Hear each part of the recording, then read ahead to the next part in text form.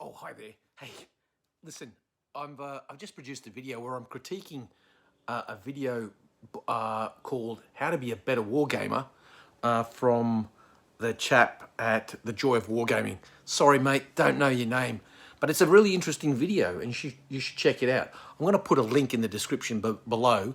Go there and have a look and listen to what this fella's got to say. Then come back here, and you'll hear my views on this here video. Spoiler, I disagree a bit. Putting it mildly, I disagree a bit. But that's not to say that this is not worth listening to and having a look at. And I thank the fellow at Joy of Wargaming for producing this video. It's really thought-provoking, and it's worth listening to. So without further ado, go off, have a look at the video, and then come back here and see what I've got to say about it. If you've got nothing better to do with your time, there's a link in the description below, and you'll be able to find this video called "How to Be a Better Wargamer" from the Joy of Wargaming, and then come on back.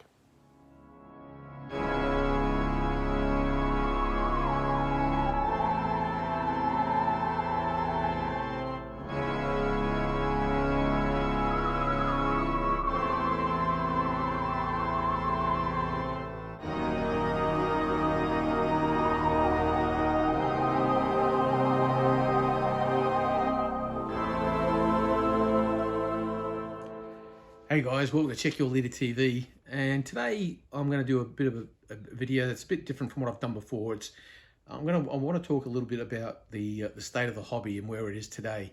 The reason I've decided to put this little video together is because I did find a video called "How to Be a Better Wargamer." It's from the Joy of Wargaming YouTube channel, and the chap there talked about.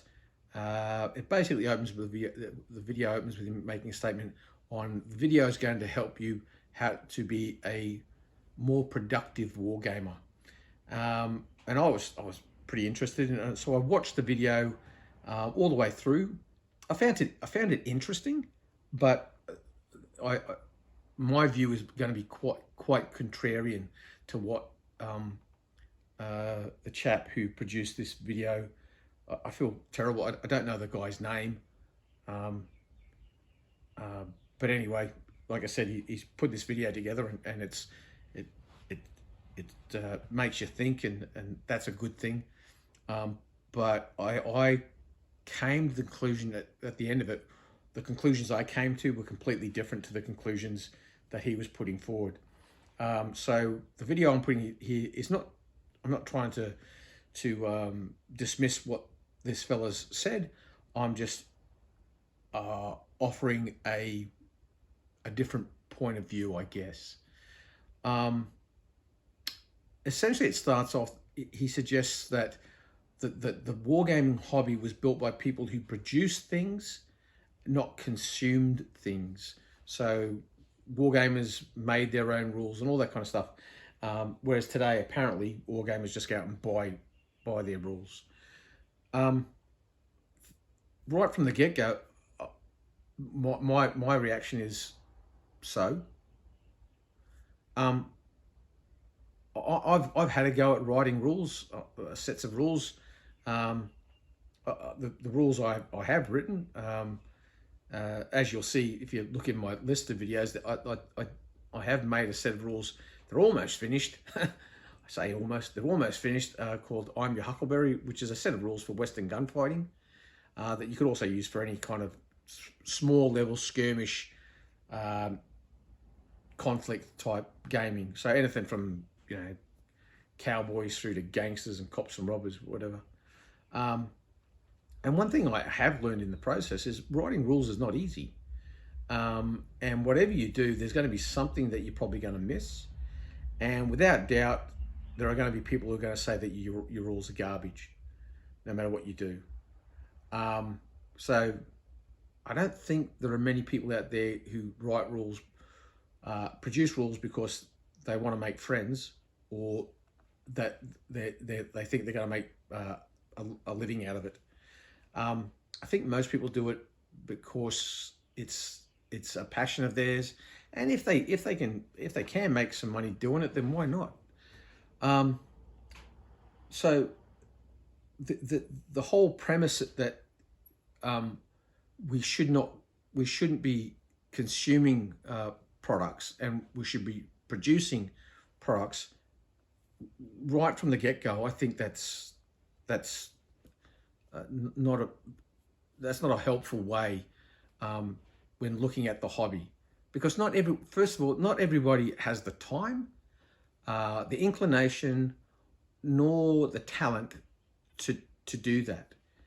Um, if we were to rely on just people producing their own sets of rules in an environment where you're trying to grow the hobby, then I think it's not much of a leap to come to the conclusion that what you would have is, if you went from a wargaming base of 10,000 people who were all producing their own rules, and for some reason that then morphed into 1,000,000 people all producing their own rules, I think what you would have is one hell of a mess. The cream floats to the top. I think nowadays what we have is, as wargamers, we are absolutely spoilt for choice. I think we now live in a time where wargames rules, the amount of wargames rules that are out there that are of exceptionally good quality, I can't think of a better time it has been as a wargamer. If you want games that are super detailed, or if you want games that are super quick, if you want games that ooze historical flavor, or if you want games that are just a good old rip roaring giggle, shits and giggles type of venture, they're there. You don't have to produce them. Far greater minds have done that. So that's the first point I want to say. This idea of being, the fact that you are a consumer automatically means that's a bad thing. I don't know where this idea first came from, but from my perspective, being a consumer is good. There's nothing wrong with being a consumer. If you're a consumer, you're putting the money in the pockets of a producer. If someone can make a living producing something for the rest of us to consume and we all enjoy it, I have no issue with that whatsoever. If someone produces ice cream and it's the best ice cream in the world, and it was better than the ice cream that was produced yesterday, I'm getting the good ice cream, and I make no apology for it. If that makes me a consumer, and being a consumer is somehow a dirty word, I'm covered in crap. I want to consume, and I want to reward the producers. So that's the first point. There was another point that was raised, and it was something along the lines of, let me just pull up my notes here. Too many inputs dumb down. Too many inputs dumb down rules. No, they don't. Lots of inputs produce lots of variety. It's kind of like this, and I'm using a deliberate analogy here. McDonald's produces really good hamburgers, in my opinion. And I think in the opinion of lots of people, because people keep going there to get them. Now, you might not like McDonald's. You might be more of a Jack in the Box or Wendy's or Kentucky Fried Chicken or Subway's kind of person. Just because you are, that doesn't mean that McDonald's isn't any good. Lots of inputs produce lots of options. Lots of options equals lots of choice. Lots of choice, good. I'm all for lots of choice.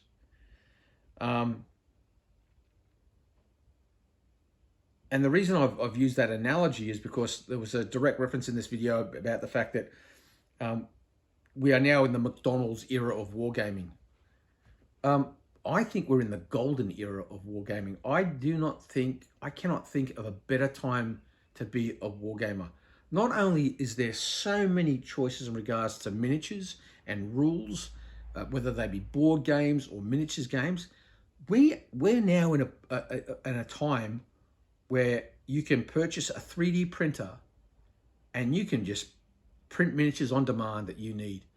I mean, that's gone are the days where, particularly as an Australian, you would peruse a magazine looking for miniatures for a particular conflict that you wanted to game, often not finding them, and then have to buy something that was close to the mark that you would then have to, modify or whatnot. Now you can go online, go to My Mini Factory, Thingiverse. There's a whole bunch of different places where you can go. You can find the files, download them, print them, and literally in a matter of 3 or 4 hours, as opposed to 3 or 4 weeks or maybe a month, you could have the miniatures. Okay, they're not painted. You still got to paint them, but you got them. You've got the miniatures that you want, and the quality is fantastic. We've come a long way.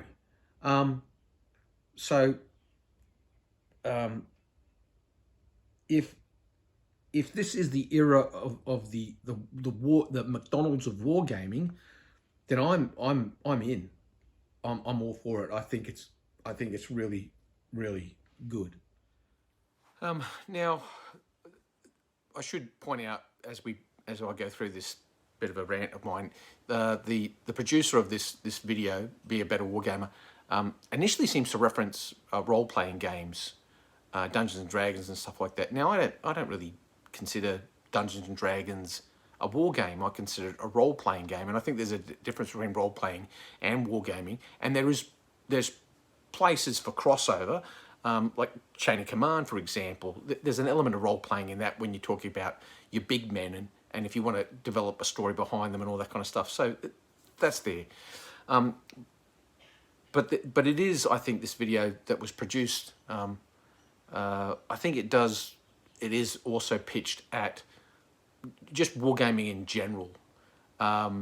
He does specifically mention, I don't consider this wargaming, it's a board game. Again, board games such as Command and Colors, I consider a war game. So we are talking, I think we're all basically talking about the same stuff. When I'm critiquing this video, I'm talking about what I deem as wargaming, which is 6mm to 28mm miniatures on a tabletop with terrain. Okay, so having said that, one of his criticisms, he points to a Kickstarter where you get 6 miniatures or 12 miniatures and some terrain and stuff like that. And he laments the fact that the miniatures aren't particularly good. They're not even sculpted. They're probably produced on a CAD, and basically the terrain, you don't even have to make your own terrain. I think the important thing to point to here is more and more people are becoming time poor. It's not that they lack financial resources, even though that's a problem for a lot of people, but they also lack time. And if you're deficient in time, making terrain is going to be an issue for you. So if you can buy terrain that's already, it's just a matter of just putting it together. Again, I don't see where the problem is. This is a good thing, surely. Now, there was also another comment in the video where the chap who talked about corporate America is telling us what to do. No, corporate America is not telling us what to do. What's happening is we're being offered choice, a lot of choice, more choice than we've ever had before. Again, I see no downside to this. I think one of the problems is he alluded to the fact that you can now go into a wargame shop or online and you can buy a pre-packaged wargame. Like everything you need's there. As if that's a bad thing. I'll give you a classic example. Warlord Games produces starter sets where you can buy you get both sides. For example, their epic pike and shot, or their epic Napoleonics, or epic American Civil War. They're 12 millimeter scale figures. You get these miniatures. You've got two armies. All you've got to do is put the miniatures on the base. And if you're not interested in painting, you can just play with them as they straight out of the box, and have a game. Or you could take the time and paint the miniatures, and then if it really takes your fancy, you can buy additional packs and add to them. And yeah, I suspect Warlord Games is making a hell of a lot of money out of that. And good for them. If by doing this, by producing pre-packaged wargaming sets for the consumer to consume, I don't see any downside to this.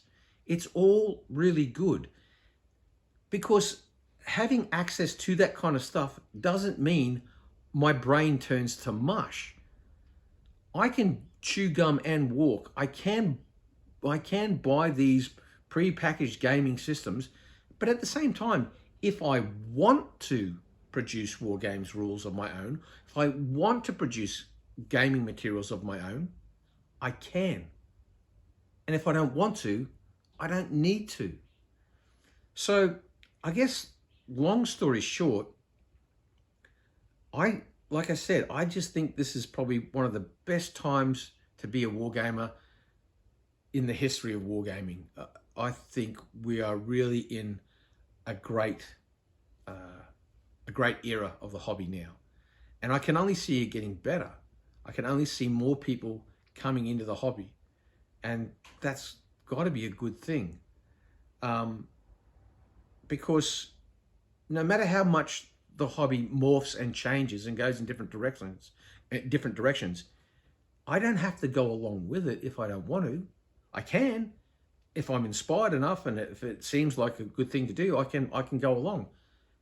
But at the same time, I can just buy my Wings of War miniatures, and I can just sit there in that space and game Wings of War, or Command in Colors, or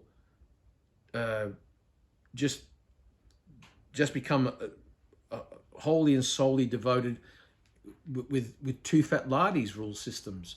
Or maybe Pike and Shot's my thing and I'm just going to stay there.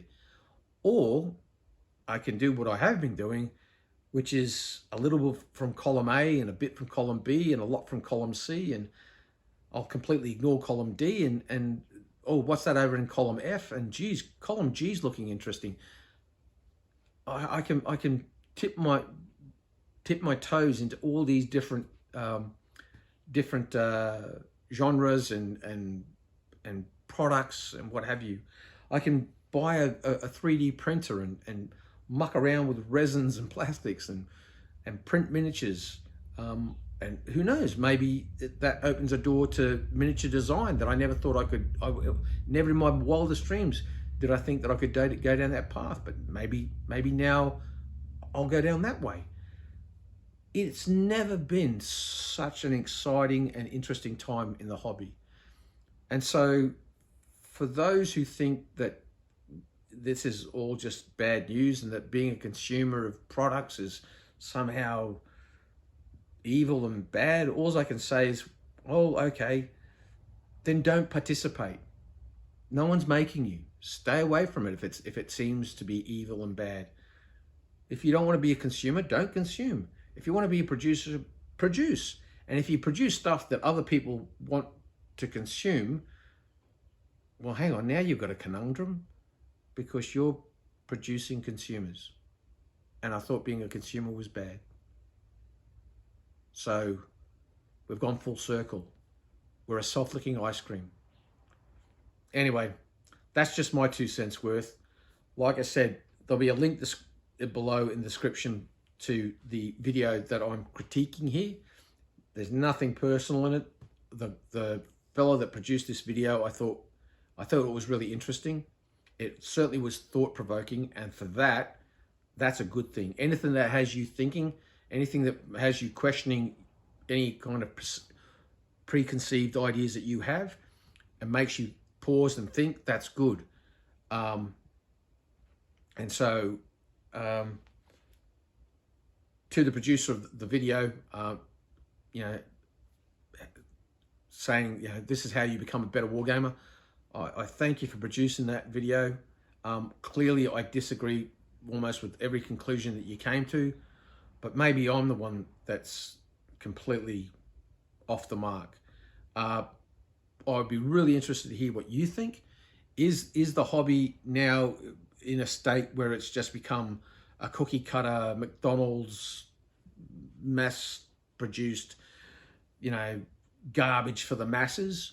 Or is it, as I think it is, an absolute renaissance period where the bewildering choice of products that we have out there for us to consume, I think, is an absolute fantastic place to be. I've got no problem with being spoilt for choice. More of it, I say. But anyway, that's all for now. Like I said, go check out the video and then come back and tell me what you think. And if I'm an idiot, set me straight, because the whole purpose of a good, robust discussion is not to win the argument, but to seek the truth. So with that, I'll leave you, and I'll catch you on the next one. Yibbee-quay.